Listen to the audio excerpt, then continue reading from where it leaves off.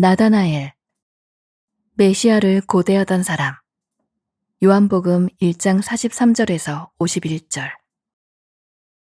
이튿날 예수께서 갈릴리로 나가려 하시다가 빌립을 만나 이르시되 나를 따르라 하시니 빌립은 안드레와 베드로와 한 동네 벳세다 사람이라. 빌립이 나다나엘을 찾아 이르되 모세가 율법에 기록하였고 여러 선지자가 기록한 그 일을 우리가 만났으니 요셉의 아들 나사렛 예수니라. 나다나엘이 이르되 나사렛에서 무슨 선한 것이 날 수 있느냐. 빌립이 이르되 와서 보라 하니라. 예수께서 나다나엘이 자기에게 오는 것을 보시고 그를 가리켜 이르시되 보라, 이는 참으로 이스라엘 사람이라. 그 속에 간사한 것이 없도다. 나다나엘이 이르되 어떻게 나를 아시나이까? 예수께서 대답하여 이르시되 빌립이 너를 부르기 전에 내가 무화과나무 아래에 있을 때에 보았노라. 나다나엘이 대답하되 랍비여, 당신은 하나님의 아들이시오. 당신은 이스라엘의 임금이로소이다. 예수께서 대답하여 이르시되 내가 너를 무화과나무 아래에서 보았다 함으로 믿느냐? 이보다 더 큰 일을 보리라. 또 이르시되 진실로 진실로 너희에게 이르노니 하늘이 열리고 하나님의 사자들이 인자 위에 오르락 내리락 하는 것을 보리라 하시니라. 말씀으로 들어가기. 예수님의 12 제자 중 한 사람인 나다나엘은 공관 복음서에서 바돌로메로 기록되어 있습니다. 요한복음은 예수님을 만난 현장을 기록하면서 나다나엘이라고 칭합니다. 빌립과 바돌로메를 묶어 기록한 것을 보면 나다나엘과 빌립은 친구 사이라는 것을 알 수 있습니다. 예수님을 우연히 마주한 빌립은 나다나엘을 떠올립니다. 그는 유대인들이 고대하던 메시아, 진정한 왕의 도래를 친구 나다나엘에게 전합니다. 나다나엘은 성경에 해박한 지식을 가진 사람이었습니다. 친구 빌립이 율법과 선지자가 기록한 일을 만났다 말했을 때 나다나엘은 나사렛에서 무슨 선한 것이 날 수 있느냐고 반문합니다. 당시 유대인들은 성경에 따라 메시아가 나사렛이 아닌 베들레헴에서 날 것이라 믿고 있었습니다. 비교적 큰 도시인 베들레헴이 아닌 140여 가구가 사는 작은 마을 나사렛에서 메시아가 났다는 것을 나다나엘은 받아들이지 못했습니다. 나다나엘은 빌립을 따라 예수께로 향합니다.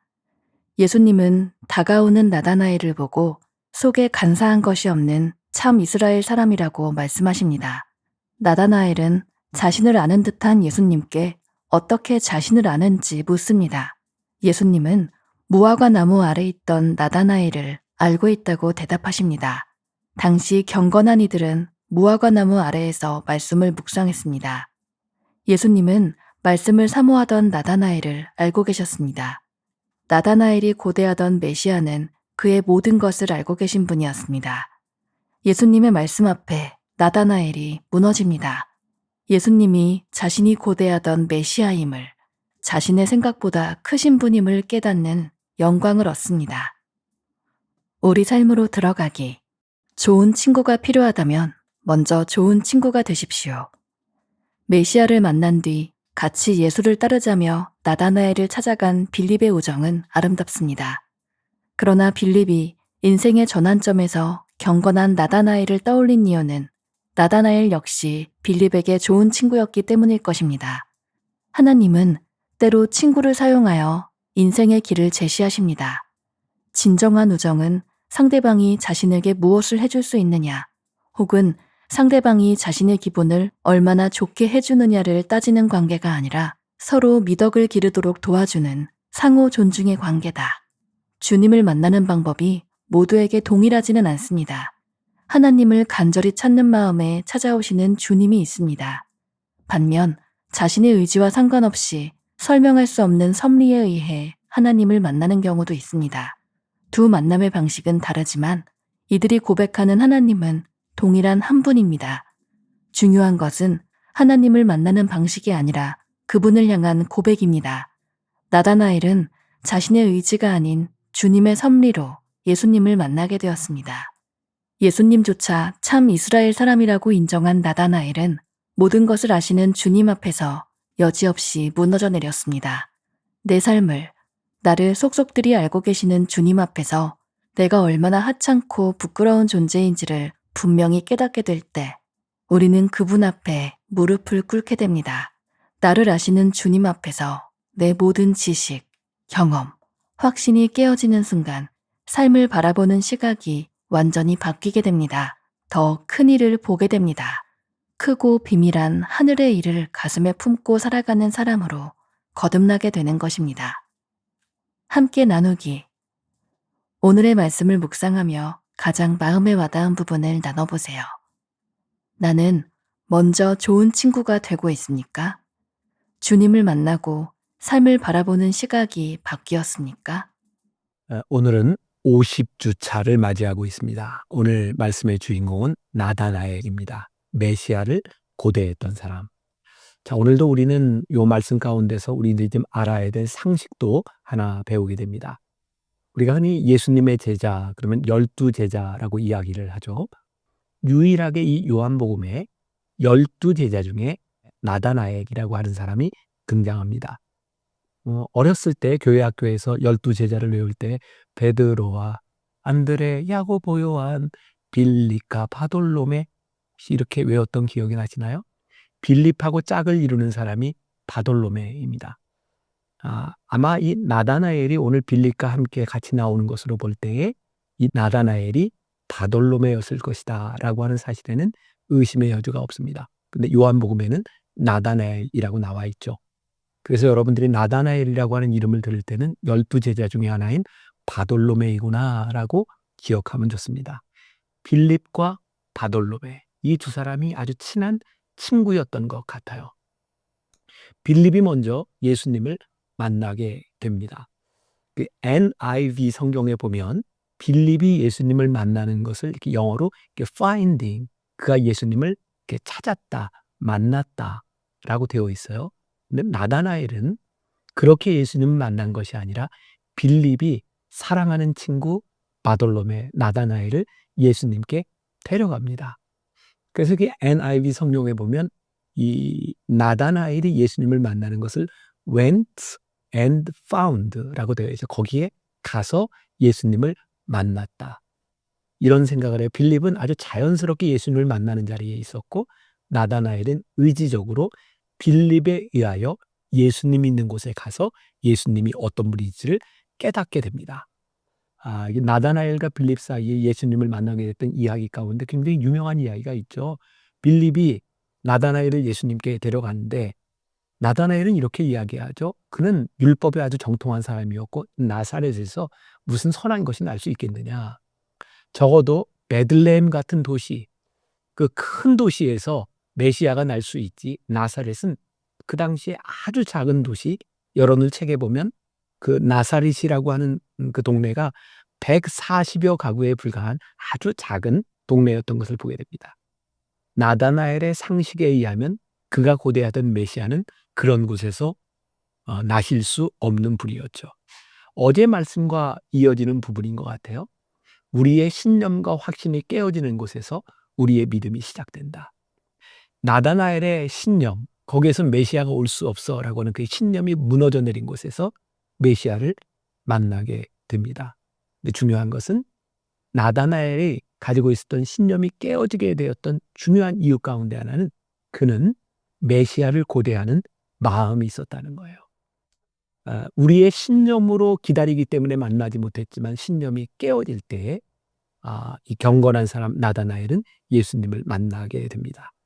예수님이 나다나엘에 대해서 이렇게 이야기를 합니다. 내 속에 간사한 것이 없구나. 내가 무화과나무 아래에 있을 때 내가 너를 보았다.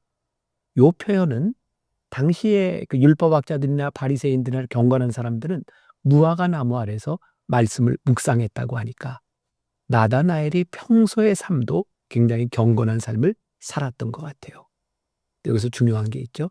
경건이 믿음은 아니다. 우리 많은 신앙인들이 그런 착각을 하는 것 같아요. 우리가 경건하게 살면 믿음이 있는 것처럼. 그런데 우리의 신념이 깨어지지 않는 곳에서는 우리의 믿음이 생기지 않습니다. 또 오늘 여러분들에게 도전하고 싶은 한 가지 포인트죠. 여러분들과 저는 우리의 신념으로 살아가고 있는가? 아니면 믿음 안에 살아가고 있는가? 또 오늘 나다나엘의 이야기를 보면서 굉장히 중요한 포인트가 하나 있습니다. 나다나엘에게는 참 좋은 친구 빌립이 있었다는 거죠. 제가 올 초에도 한번 이걸 읽어드렸나, 작년 묵상할 때 읽었나 잘 기억이 나지 않는데, 저는 함석헌웅이 썼던 시 가운데 그 사람을 가졌는가라고 하는 시가 너무 좋아요. 제가 설교 시간에도 몇 번 이 시를 읽어줬던 기억이 나요. 다시 한번 여러분들에게 들려드립니다. 말리길 나서는 길, 처자를 내맡기며 맘 놓고 갈 만한 사람, 그 사람을 그대는 가졌는가? 온 세상 다 나를 버려 마음이 외로울 때에도 저만이야 하고 믿어지는 그 사람을 그대는 가졌는가? 탔던 배 꺼지는 시간 구명대 서로 사양하며 너만은 제발 살아다오 할 그 사람을 그대는 가졌는가? 마지막 숨 넘어오는 순간 그 손을 부쩍 쥐고 여보게 이 조선을 할 그 사람을 그대는 가졌는가? 불의의 사형장에서 다 죽여도 너희 세상 빛을 위해 저만은 살려두거라 알려줄 그 사람을 그대는 가졌는가? 잊지 못할 이 세상을 놓고 떠나려 할 때 저 하나 있으니 하며 빙긋이 웃고 눈을 감을 그 사람을 그대는 가졌는가? 온 세상의 찬성보다 아니 하고 가만히 머리 흔들 그 한 얼굴 생각에 알뜰한 유혹을 물리치게 되는 그 사람을 그대는 가졌는가? 가졌거든 그대는 행복이니라. 그도 행복이니라. 그 둘을 가지는 이 세상도 행복이니라. 그러나 없거든 거친들의 부끄러움 뿐이니라. 이 함석헌웅의 이 시, 그대 이런 사람을 가졌는가? 너무 좋아요. 우리는 종종 그런 생각을 하죠. 나에게 좋은 친구가 있었으면 좋겠다. 내 인생의 위기 가운데 나를 위로할 만한 그 사람이 있었으면 좋겠다. 근데 오늘 여러분들과 이 말씀을 나누면서 도전하고 싶은 것은 나에게 이런 좋은 친구가 있었으면 좋겠다라고 하는 마음이 아니라 내가 누군가에게 그런 좋은 친구가 되었으면 좋겠다. 나다나엘의 큰 축복은 그에게 빌립이라는 친구가 있었다는 것이고, 빌립에게 큰 축복은 그가 메시아를 만났을 때 이 메시아를 소개해주고 싶은 그 친한 친구 나다나엘이 있었다는 것이죠. 여러분들 책 우리의 삶으로 들어가기에 첫 문장이 그렇게 되어 있어요. 좋은 친구가 필요하다면 먼저 좋은 친구가 되십시오. 메시아를 고대했던 사람 나다나엘, 그에게 메시아를 만나게 해준 친구가 있었다면 오늘 우리는 누군가에게 좋은 친구가 되어주기 위하여 우리들이 어떤 노력을 하고 있는가? 오늘 우리들의 내면으로 나를 바라보며 우리들의 관계들을 한번 생각해 볼 수 있는 시간이 되었으면 좋겠다. 여러분들 책에 보면 아리스토텔레스의 말이 거기 나오고 있죠.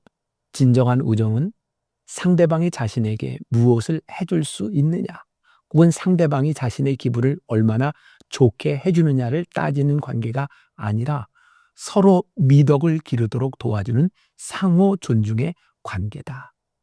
저는 또 이렇게 서로라고 하는 말이 참 좋아요. 누군가 저에게 이런 질문을 한 적이 있어요. 목사님은 친구를 사귀는 기준이 뭡니까? 저에게는 그런 기준이 있더라고요. 저 사람을 만나면 배울 게 있어. 저 사람을 만나면 기분이 좋아. 배울 게 있는 사람을 또 만나게 되는 것 같아요. 그러면 나도 누군가에게 좋은 친구가 되기 위해서는 나도 그 사람에게 배워줄 것이 있는 그런 삶을 살아야 하지 않을까. 그러니까 이 관계라고 하는 것, 서로라고 하는 측면에서 볼 때 나는 저 사람에게 어떤 사람인가, 그 사람은 나에게 어떤 사람인가라고 하는 것을 기억할 필요가 있을 것 같아요. 또 우리의 삶으로 들어가기 그 두 번째 패러그랩에 보면 이런 문장이 있죠. 주님을 만나는 방법이 모두에게 동일하지는 않습니다. 저는 우리 신앙의 가장 큰 오류 가운데 하나가 자꾸 신앙의 패턴을 만들어 가는 거라고 생각해요. 저 사람은 중병에서 예수님을 만났대. 그래서 늘 병 가운데 어떤 치유의 역사만을 바라는 사람. 저 사람은 방언을 했대. 그러니 나도 방언을 좀 받아야 될 것 같아. 그 어떤 것도 정답이 아니라 하나님은 우리에게 맞는 방법으로 맞춤으로 우리들에게 찾아오시고, 만남이 동일하지는 않지만 우리들이 만남의 그 자리에서 이분이 나의 삶의 메시아입니다. 나를 구원하신 분입니다라고 고백하는 그 고백이 우리들에게 중요하겠죠. 나의 의지보다 우리를 찾아오시는 주님을 만나는 그 믿음의 고백. 오늘 하루를 살아가면서 어느 시점에서 우리 주님이 나에게 찾아오셔서 우리를 만나주시는가. 우리 주님이 우리들에게 찾아오시는 명확한 증거 가운데 하나는 주님이 우리들에게 찾아오시면 주님은 우리를 잘 아신다는 거예요. 그래서 주님 앞에 서면 우리가 부끄러워요. 우리들이 하나님을 만났는데 머리를 꼿꼿이 세우고 나는 부끄러움이 없다. 제가 알고 있는 상식으로는 이거 거짓말 같아요. 주님을 만나면 우리들이 부끄럽고 부끄러워서 우리들이 무릎을 꿇으면 주님께서 우리를 일으켜 세워주세요. 주님 앞에서 무너진 자만이 주님 안에서 일어설 수 있는 것. 그것이 믿음이에요.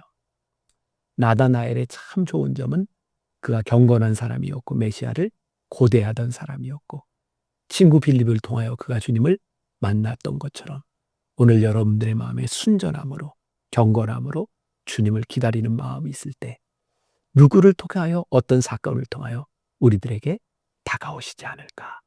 오늘 그 기대로 하루를 살며 주님을 고백하는 여러분들이 되시기를 주님의 이름으로 간절히 축원합니다.